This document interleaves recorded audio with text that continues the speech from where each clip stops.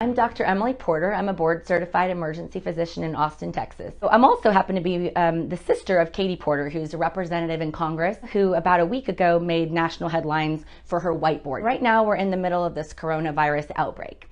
And everyone is really confused because they don't understand why are the bars closing? Why is everyone hoarding toilet paper? And what does social distancing mean? What does flatten the curve mean? I'm going to show you on my whiteboard why doctors, governors, and other people around the country are concerned about coronavirus and why every American should be. And really everyone around the world should be. So numbers wise, in America, we have 331 million people. So the CDC is estimating that about 40 to 70% of them will get infected. So to make the numbers easy, I'm going to say that it's 150 million people. That's about 45%. So on the lower end of that 40 to 70%. So if 150 million people get infected, 80% of them are going to be just fine. So 20% of people will need hospitalization.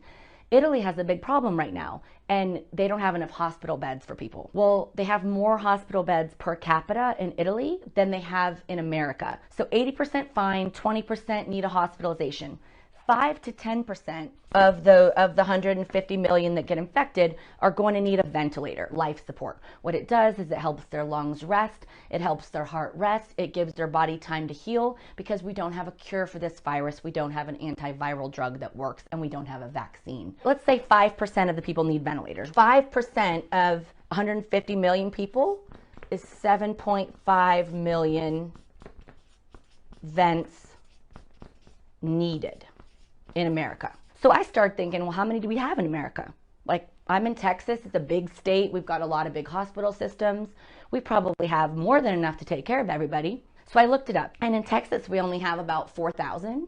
And so America-wide, we have about, they estimate between 72,000 and 120,000. We're going to say we have 150,000. So let's say we have 150,000 vents available in the country. 0.02% of people could get a ventilator if they needed one. 1 in 50 people who need a ventilator can get one.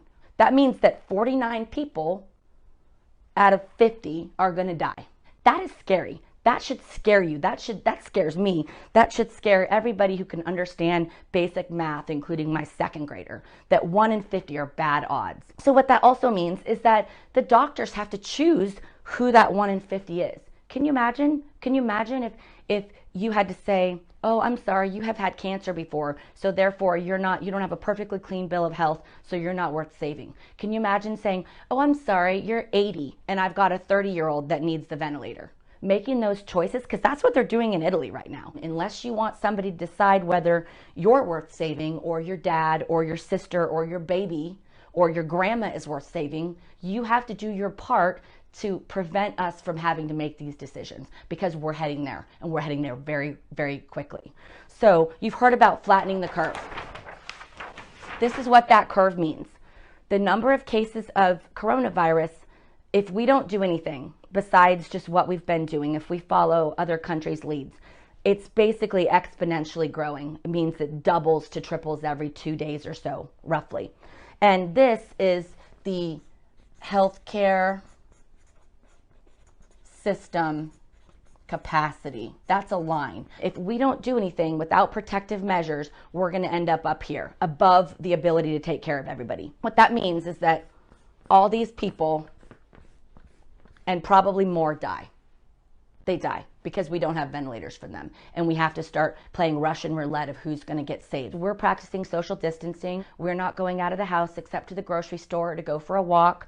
Those are the protective measures, as well as hand sanitizer, washing your hands, covering your cough, sneezing into your elbow. I get it. Like, it stinks. My spring break got canceled. My kids are devastated. I don't want to homeschool children. I work full time. I'm not saying it's ideal, but it's what has to be done, the experts are saying, to prevent this from happening. There's a million reasons to be angry and unhappy and just think that this whole thing sucks, because it does.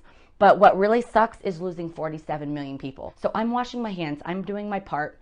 And I'm also just listening to what I'm being told by the experts. And I really hope that you can too. This is about everybody coming together for the common good, that we want a future for our children.